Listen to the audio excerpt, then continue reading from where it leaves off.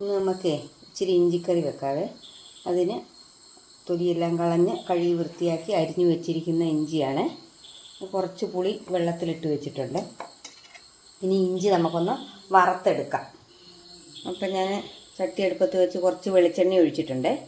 നമുക്ക് ഇഞ്ചി ഇട്ട് കൊടുക്കാം. ഇനി നമുക്കിത് ചെറുതീയിലിട്ട് വറുത്തെടുക്കാം. ഇപ്പം നമ്മുടെ ഇഞ്ചി ഏകദേശം മൂത്ത് വന്നിട്ടുണ്ട്.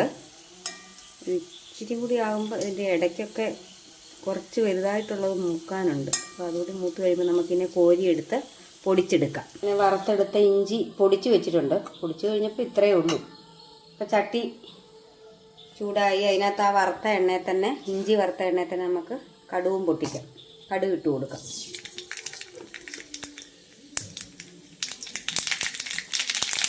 മുളകിടാം.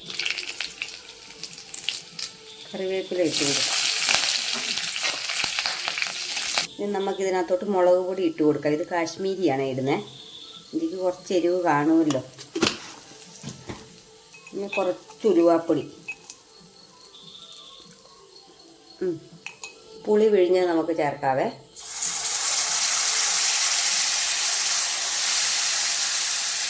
പുളി പിഴിഞ്ഞ് കൊടുത്തതിന് ശേഷം ഞാൻ ഇഞ്ചി പൊടിച്ചു വെച്ച ഇഞ്ചിയും കൂടി ഇട്ട് കൊടുത്തായിരുന്നു. ഇനി നമുക്ക് ഇതിന് വേണ്ടുന്ന ഉപ്പിട്ട് കൊടുക്കാവേ.